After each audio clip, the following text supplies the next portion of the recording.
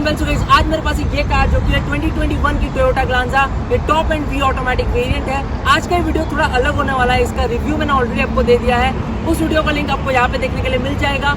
आज की इस वीडियो में हम लोग बात करने वाले हैं, अगर आप ये गाड़ी खरीदना चाहते हो लोन पे तो वो कितना डाउन पेमेंट भरना पड़ता है, कितना EMI आता है, किस तरह का इंटरेस्ट रेट होता है और कितने साल के लिए आप लोन ले सकते हो। इन सभी बातों के बारे में हम लोग डिटेल में डिस्कस करने वाले हैं। इस गाड़ी की ऑन रोड प्राइसिंग में भी आपको इस वीडियो में बताने वाला हूँ। So let's please start this video. Before starting the video, अगर आप खरीदना चाहते हो तो भी आप हमें कॉन्टैक्ट कर सकते हो, और अगर कुछ सवाल है तो सवाल आप मुझे पूछ सकते हो on Instagram as well as in the comment section down below. Now you can enjoy this video. Let's quickly start without wasting any more time.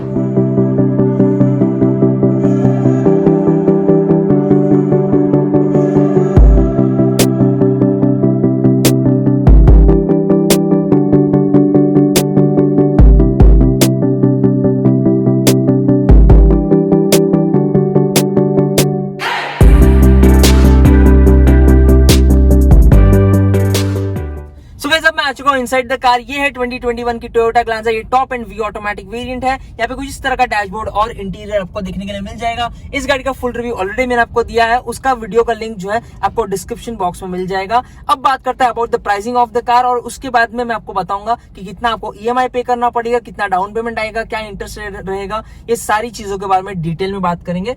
पहले जानते हैं इसकी ex showroom price. Ex showroom price जो है इस गाड़ी की, ये जो top end V automatic variant है, इसकी एक शोरूम प्राइस रखी गई है 9,30,000 रुपीज। उसके बाद आता है आपका इंश्योरेंस। इंश्योरेंस की प्राइस जो है दैट इज 38,446 रुपीज की इसकी इंश्योरेंस प्राइस है। उसके बाद आता है आपका RTO चार्जेस, जो रजिस्ट्रेशन चार्जेस रहते हैं, दैट इज 1,07,596 रुपीज। उसके बाद आता है आपका फास्टैग। फास्टैग आपको पता ही है, एक बेसिकली टैग लगता है, जिससे क्या होगा, जैसे आप टोल से गुजरेंगे तो बेसिकली आपका जो टोल टैग आपको पे करना पड़ता है वो कैश देने की जरूरत नहीं है, डायरेक्टली जो है फास्टैग लिंक्ड रहेगा आपके बैंक अकाउंट से, और जैसे ही आप टोल क्रॉस करोगे तो फास्टैग में से जो है ऑटोमेटिकली पैसे कट हो जाते हैं। वो कंपलसरी है तो वो आपको लगवाना पड़ेगा। उसके बाद एक्सेसरीज जो है वो भी आप खरीद सकते हो। और उसके बाद आता है आपका एक्सटेंडेड वारंटी। एक्सेसरीज के प्राइसेस है बेसिकली 10,554 रुपीज, जो कि ऑप्शनल है। अगर आपको चाहिए, अगर आप चाहते हो लेना तो आप डेफिनेटली उसके साथ जा सकते हो। कुछ एक्सेसरीज इंपॉर्टेंट होती है, for example mud flap matting, ये जो है ये बेसिक एक्सेसरीज जो है वो अच्छा रहेगा कि आप लगवा ले।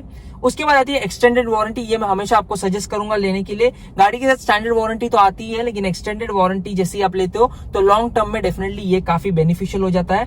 एक्सटेंडेड वारंटी की जो प्राइस है दैट इज 12,701 रुपीज। ऐसे करके आपकी टोटल ऑन रोड जो प्राइस बनती है दैट इज 10,99,787 रुपीज की इसकी ऑन रोड प्राइस बनती है। इसमें से जो एक्सेसरीज है वो ऑप्शनल है, जो कि आपके हिसाब से, अगर आपको चाहते हो खरीदना तो आप खरीद सकते हो, नहीं चाहते हो तो आप नहीं खरीद सकते हो। ये ऑप्शनल बेसिकली हो गया। So that is the on road pricing of the car. फिर से मैं आपको रिपीट कर देता हूँ, ऑन रोड प्राइसिंग जो है that is 10,99,787 rupees. By the way, on road price ये ऑन रोड मुंबई प्राइस मैं आपको बता रहा हूँ, और ऑन रोड प्राइस बदलती रहती है। ये शूट मैं कर रहा हूँ इस वक्त जो है अक्टूबर 2021 में। अगर आप ये वीडियो बाद में देखेंगे तो डेफिनेटली आपको जो है प्राइसेस में चेंजेस देखने के लिए मिल सकते हैं। तो ऑन रोड प्राइस जो है वो चेंज होती रहती है। अब बात करते हैं अबाउट द फाइनेंस ऑप्शन। अब बात करें कितना EMI आपको आएगा, इंटरेस्ट रेट क्या है। तो दो प्रकार के जो है फंडिंग होते हैं। बेसिकली एक शोरूम प्राइस पे भी बाकी काफी सारे बैंक्स फंडिंग दे देंगे आपको, और ऑन रोड प्राइस पे भी आपको फंडिंग देखने के लिए मिल जाती है। तो गाइस, इस वक्त हम लोग बात करने वाले हैं एक शोरूम फंडिंग के बारे में। मैंने आपको इसकी एक शोरूम प्राइस बता दी 9,30,000 रुपीज। यहाँ पे जो कैलकुलेट हुआ है दैट इज 90% के हिसाब से कैलकुलेट हुआ है। आपकी एक शोरूम कॉस्ट का 90% जो होता है दैट इज 8,37,000 रुपीज। ये हो गया आपका लोन अमाउंट। इसमें बेसिकली आपको EMI पे करना पड़ेगा।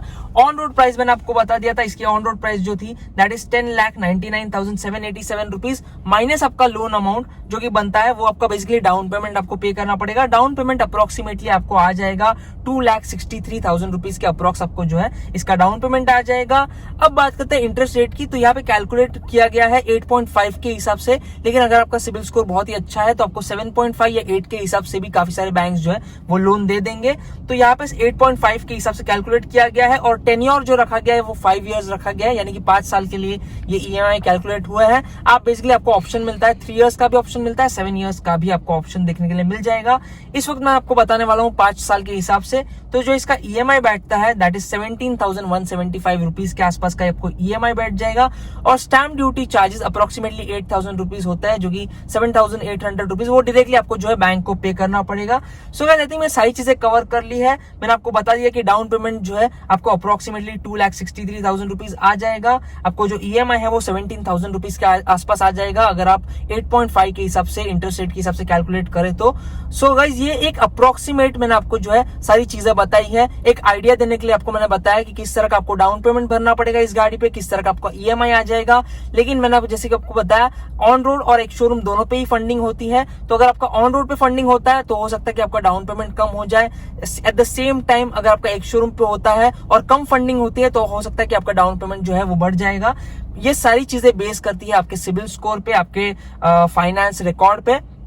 सो आई होप कि मैंने सारी चीजें कवर कर दी है। अब बात करते हैं क्या क्या डॉक्यूमेंट्स बेसिकली आपको जो है उसको जरूरत पड़ जाएगी आपको। सो सबसे पहली चीज जो आपको जरूरत पड़ती है that is about the salary slip. आपको अगर आप जॉब कर रहे हो तो आपको सैलरी स्लिप देनी पड़ती है, और अगर आप बिजनेस कर रहे हो तो आपको IT रिटर्न बेसिकली जो है वो देना पड़ जाएगा। अब सैलरी स्लिप कितने मंथ की चाहिए आपको 6 मंथ्स की सैलरी स्लिप बेसिकली देनी पड़ती है, और आपको बैंक स्टेटमेंट जो है वो 1 साल का देना पड़ेगा। अगर आप IT रिटर्न फाइल करते हो तो 3 साल की IT रिटर्न लग जाएगी। डॉक्यूमेंट्स की बात की जाए बाकी तो आपको जो है आधार कार्ड, पैन कार्ड, ये बेसिक KYC डॉक्यूमेंट्स आपको जो है देने पड़ जाएंगे, और लाइट बिल आपको जो है उसकी कॉपी आपको बेसिकली देनी पड़ेगी। तो that is about the documents जो कि रिक्वायर्ड है for a loan. So guys I hope कि मैंने सारी चीजें कवर कर लिया इस वीडियो में। आई होप कि आपको ये वीडियो पसंद आया होगा, और भी ऐसे वीडियोस आपको इस चैनल पे देखने के लिए मिल जाएंगे, फुल रिव्यूज आपको देखने के लिए मिल जाएंगे, वॉकअराउंड्स भी देखने के लिए मिलते हैं। अगर आप ये गाड़ी या और कोई गाड़ी या यूज कार खरीदना चाहते हो या बाइक खरीदना चाहते हो तो आप हमें डेफिनेटली कॉन्टैक्ट कर सकते हो। आप हमें मैसेज कर सकते हो, आपका कॉन्टैक्ट नंबर, आपकी location, and we will get back to you with the on road pricing as well as the best deal possible. और आपको अगर आप लोन लेना चाहते हो तो भी आप हमें कॉन्टैक्ट कर सकते हो। आई होप कि आपको ये वीडियो पसंद आया होगा। I will see you guys very soon. Until then, drive safe, ride safe. Bye bye.